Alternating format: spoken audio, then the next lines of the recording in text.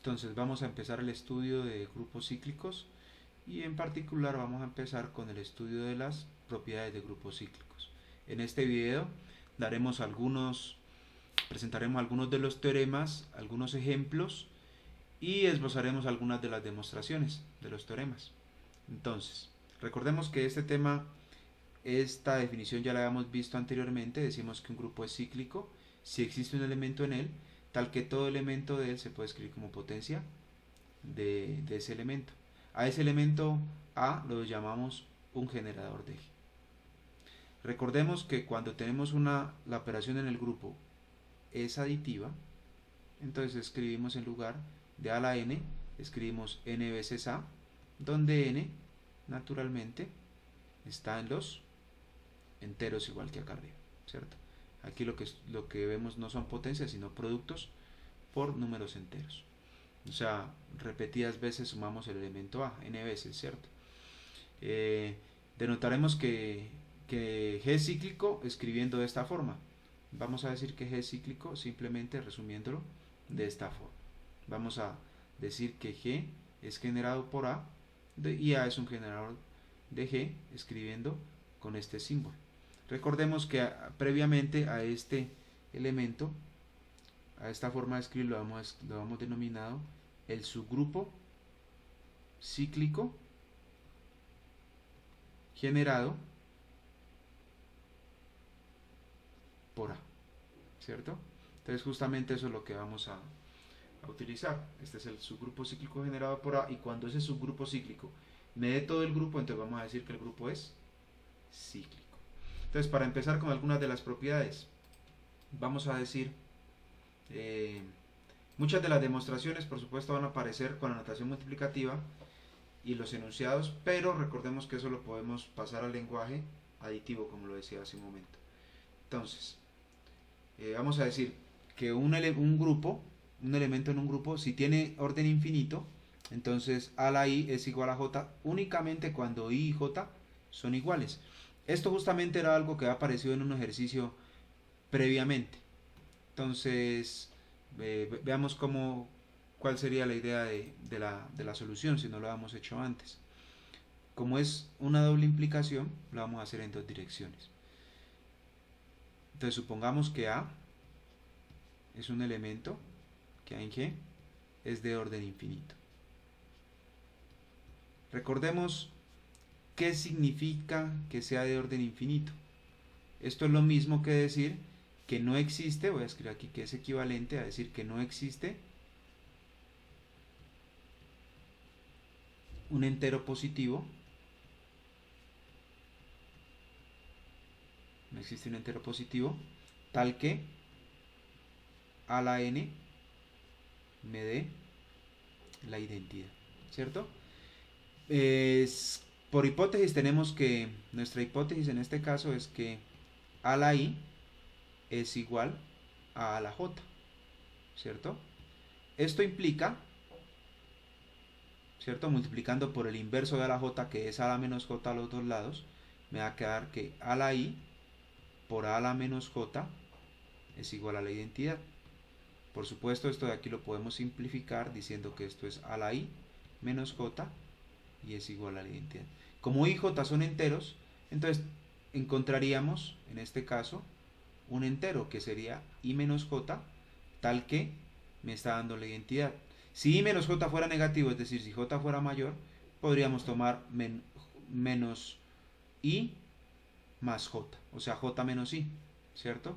Y entonces tendríamos una contradicción a esta afirmación, al hecho de que a es de orden infinito, a menos que, entonces lo que debemos tener es que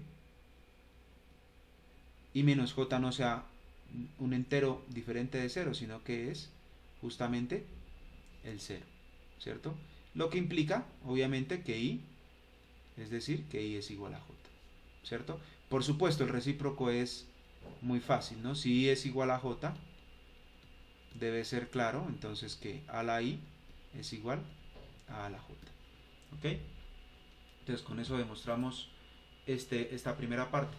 Si un elemento tiene además orden finito, supongamos n, supongamos que ese orden es n. Recordemos todos que para hablar del orden vamos a utilizar este símbolo, o sea, lo que estamos diciendo aquí es que el orden de n, el orden de A es n, ¿cierto? Utilizamos este símbolo.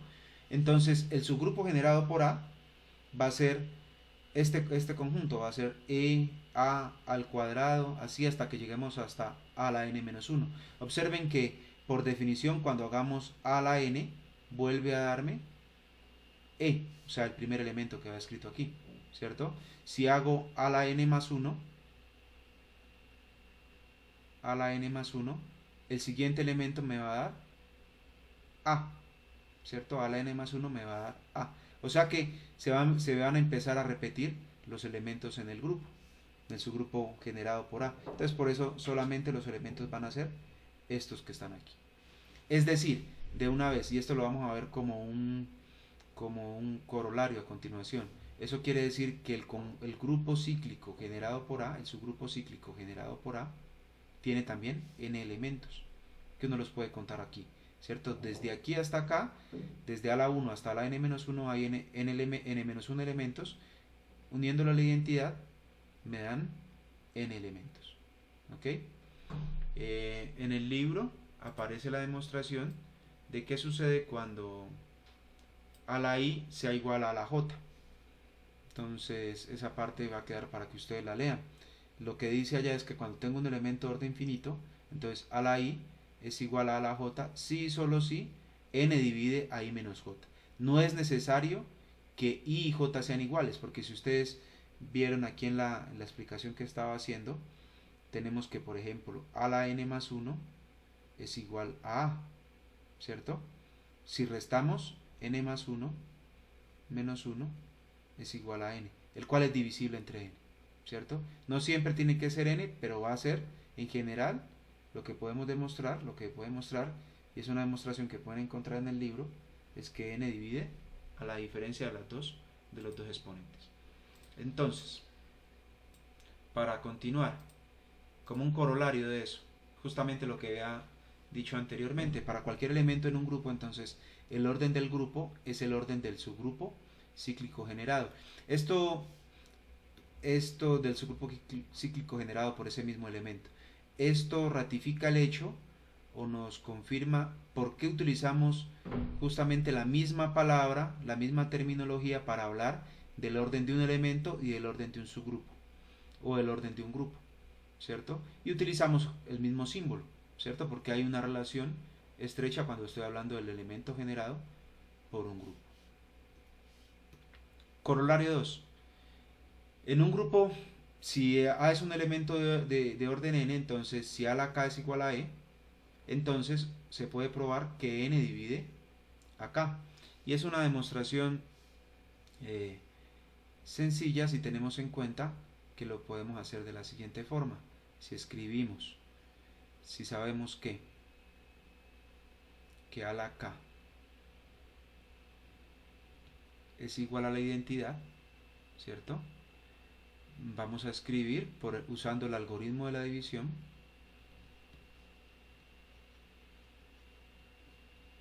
Sabemos que existen Q y R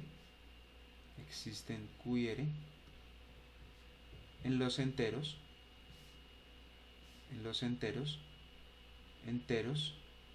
tales que K es igual a Q por N más R, donde ese R satisface que está entre 0 y N. Es desigualdad estricta aquí, ¿cierto? Entonces, si eso pasa, uno puede realizar estas cuentas. Esta es una herramienta que la utilizamos mucho en este capítulo, ¿cierto? Y aquí tenemos, entonces voy a abreviar las cuentas, ustedes verifican y comprueban, justifican que lo que estoy haciendo está correcto. Verifiquen por favor que esta cuenta de acá les da esto. Y entonces, como recordamos, A es un elemento de orden n, entonces aquí me va a dar la identidad, ¿cierto? Entonces esto aquí me queda que es A a la e, ¿cierto? Pero por hipótesis hemos supuesto que esto es igual a e, ¿cierto? Entonces, como r es menor que n, y n es el menor entero positivo para el que pasa esto, entonces no queda otra sino que r sea igual a 0. Si no, tendríamos una contradicción con la definición del orden de un elemento. N es el menor entero tal que a elevado a ese entero, el menor entero positivo tal que a elevado a ese entero positivo, me da la identidad. Como r cumple esa propiedad y es menor que n, la única posibilidad es que no sea un entero positivo, sino que sea 0. ¿Ok? Y si r es 0, entonces k es igual a q por n, es decir, que n divide a k. Esta, vuelvo y lo repito, esta es una idea que se utiliza mucho en este capítulo cuando hablamos del orden de un elemento. Entonces, siempre que tengamos que un elemento es de orden finito n y a la k me dé, entonces ese elemento tiene, el orden de ese elemento tiene que ir a esa potencia k. Algunas observaciones. En el caso finito, observemos que la multiplicación en A es esencialmente la suma módulo n. Es decir, cuando hacemos a la i por a la j, teniendo en cuenta el anterior resultado, lo que hacemos es a la k, donde k es el entero que es congruente con i más j módulo n. Así la multiplicación en A, en el subgrupo generado por A, funciona como la suma en Zn, porque recuerden que la operación en Zn es la suma módulo n, ¿cierto? O sea, cuando hacemos i más j, acá en las potencias, lo que hacemos es reducirlo todo módulo n. En el caso infinito, la multiplicación en A va a funcionar como la suma en los enteros. Esto es, cuando hacemos a la i por a la j, es lo mismo que tener a la i más j, y aquí no es necesario realizar ninguna aritmética modular. No es necesario realizar ningún módulo. Eso en teoría de grupos, en esencia, lo que decimos es que por estas razones, Zn, ¿cierto? Zn y Z funcionan como prototipos para todos los grupos cíclicos. ¿Qué queremos decir con eso de prototipos? Lo que queremos decir, en el fondo, y lo vamos a probar después, es que cualquier grupo cíclico de orden finito o infinito va a ser isomorfo o bien a Zn o bien a Z respectivamente. ¿Ok? Pero eso ya lo demostraremos unos capítulos más adelante.